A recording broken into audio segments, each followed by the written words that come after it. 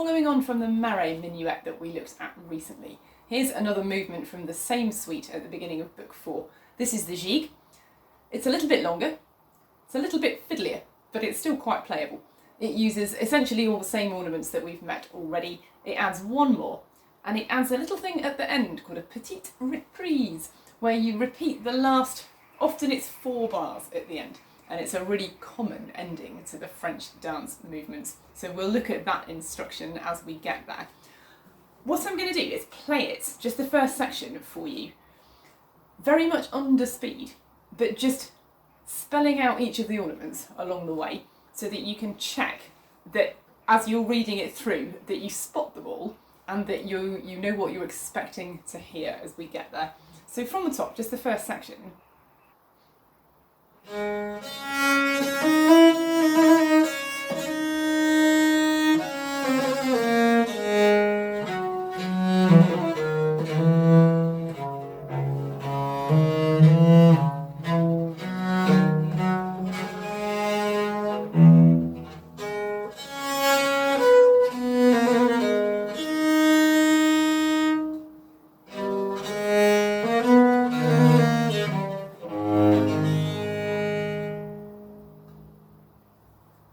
Did they do what you expected? Shall we talk through them? So on the very first note of the first bar, there's an enflé, and I think it's marked on the dot rather than on the downbeat. So it means that that note has to grow through rather than having the emphasis on the beginning of it. It's not a very long note, so there's not a lot of time to do that, but you need to do it by sinking into the string with the middle finger on the hair of the bow. So that first dotted quaver is going to grow before you put the semiquavers in. The trill starts on the upper note, so you resound the F that you're already playing. At the end of a semiquavers you play it again, and it comes on the beat because of its harmonic function. And then on the next downbeat, a little rhythmic sort of upright, I think, in this style. Again, a gigue. I know we're under speed, it's going to be a lively dance, but I think you can use that mordant to give a really kind of upright and purposeful dance step type feel. Middle of the bar, trill starting on the upper note, 4th finger, bad luck. Weight on the downbeat of the next bar because of the enflé, so a bit of extra weight with the bow. This trill is slurred into the previous quaver, and the previous quaver functions as the appoggiatura to the trill. So you play the printed G, you trill down to the F because you're already playing the upper note. Mordant on the beat. Throw your bass notes away a bit, I think. Then, some useful fingering here. Then we've got a note that's got 2 stems, so you've got to play it twice. Once with your 4th finger on the E string and once as an open A string.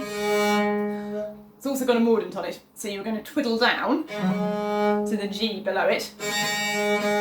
It's quite tricky that, because as you just heard, potentially your 4th finger knocks against the A string and you get a whistle instead of an actual note. So you have to be right on the ends of your fingers and put the mordant on the A that's on the E string. Double back bow here, 2 T's, so 2 tires. There's a back bow on the bottom F, but then this quaver, another back to sort your bowing out. And here, another note with 2 tails, so you need a 4th finger on the A string as well as the open D. Really gives kind of added weight to the enflé, doesn't it, that's already there. Not only are you going to put an enflé on it to weight that note, to accent it a bit, but also you're going to double stop it. So you really did want to feature that note. Trill on the beat, so resound the C that you're playing and trill down. Enflé at the beginning of the note. So the interest in that note is on the downbeat. I think it's possibly the sort of slightly triumphant arrival after we made it. And then this is a sort of tail, an afterthought at the end of a section.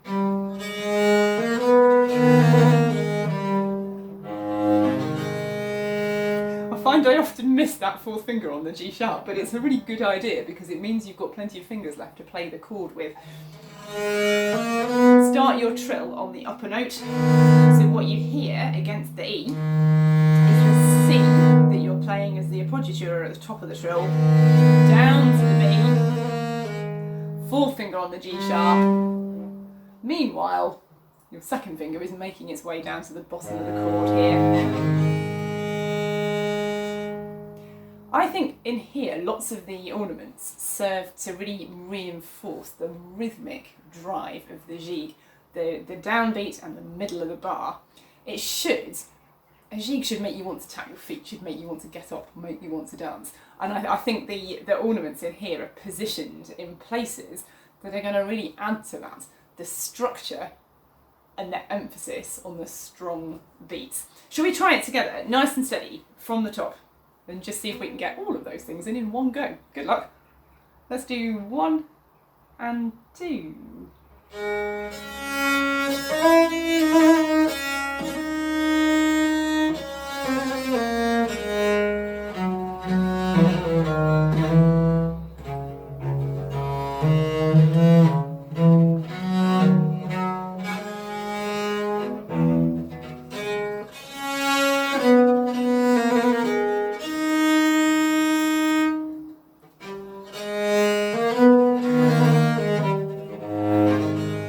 Another go.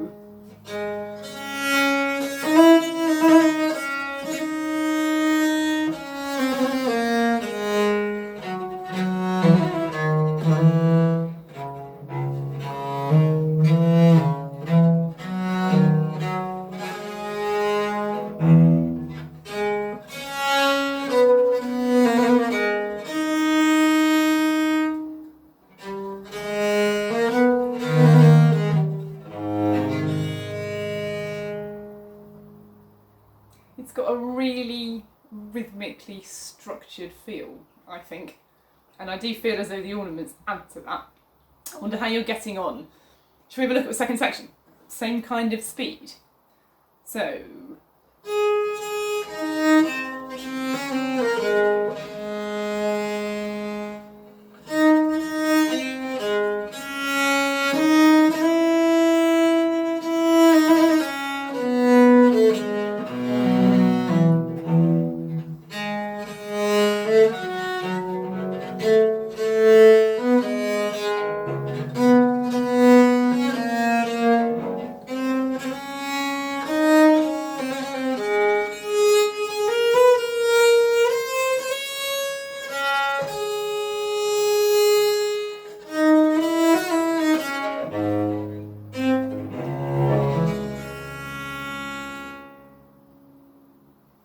Again, did it do what you were expecting ornament-wise? Let's have a closer look.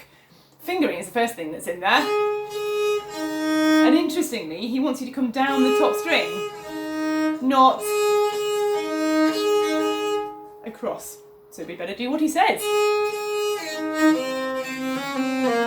Now here's the new ornament symbol. A vertical wiggly line, like a caterpillar standing upright. It's called a plant. It's a symbol for vibrato, most commonly coming on the fourth finger. You get a horizontal wiggly caterpillar as well, flattement, and that involves using another finger. You get a much more pronounced kind of vibrato from the flattement. But the plant, because you're using your fourth finger, there's a limit to how much variation in pitch you're going to get from wiggling your smallest finger across the fret without a friend next to it to add extra width to the variation in pitch. Here it is straight without any vibrato on it, and here it is with the fourth finger plant.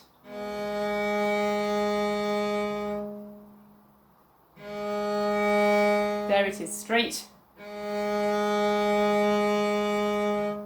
and there it is with the vibrato. So it's your fourth finger. You need to be, particularly if your fingers are quite small, you need to be right up on the fret to play it. So normally you're up to the fret and touching it, but kind of not over the top. And if we don't rock over the top of the fret, we're not going to hear any difference in pitch, are we? Because the fret, whether you're here or up to it, it's not going to make any difference in pitch. We get the difference once you're exceeding the fret, playing on the sharp side of it. So you do need to be right up to the fret.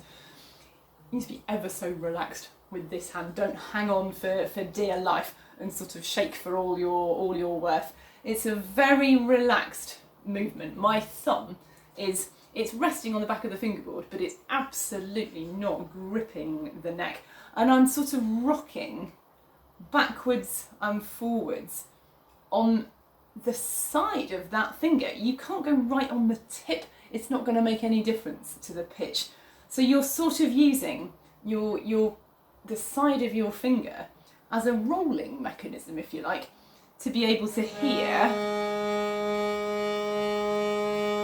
that very subtle, very slight variation in pitch.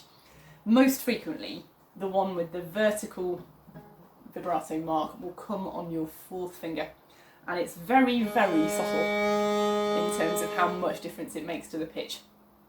Let's go on. Enflé in the middle of the bar. Mordant. Play the same note again to start the trill. Trill on the upper note of these.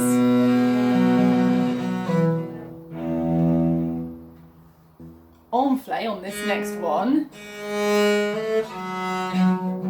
Two back bows and an enflé.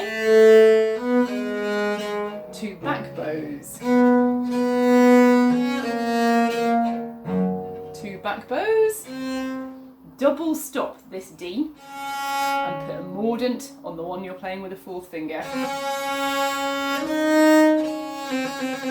And if you can hold your 4 down while you cross over to play the E, it's ready, isn't it, to come back to start the trill on. Shifting up to the top fret. The enflé here, I think, is on the dot. It's quite hard to tell, but I think if it was on the note, it would be slightly further left and slightly higher. So I reckon this one comes on the dot. So the note is going to grow. Then you'll shift to the C sharp and a mordant. Hurrah! Made it to the top D. Maybe you've got an octave fret for that, which is helpful. You can still celebrate your arrival with a mordant on it. This enflé is really clearly not at the beginning of the note, isn't it? This one is really clearly on the dot. So this tied note grows through. Fourth finger at the top. And while you're playing it, here you are looking for the chord at the bottom. The counting the last chord as 1, 2, 3 bars before the end. That long tied note with the enflé on it. If you look back at the second line of the piece, the 3rd bar in, that enflé came at the beginning. And then we said this was a sort of tail, just a standard cadence to finish the section. At the end of the piece, I think it's got really different functions. So we've made it triumphantly to our D, but this, the fact that the enflé is left later in the note, makes it feel to me as though it needs to lead. You kind of know it hasn't finished, it's got a little bit more to say. It's set you up here. I haven't done yet.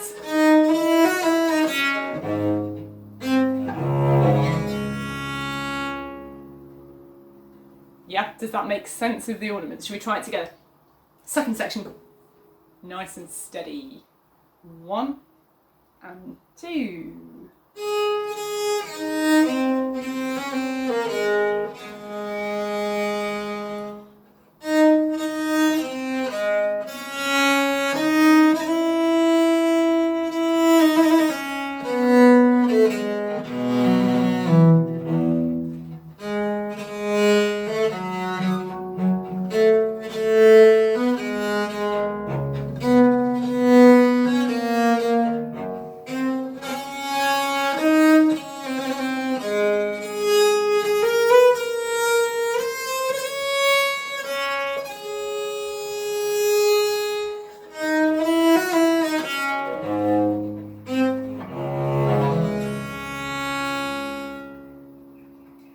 go back to the middle for a repeat.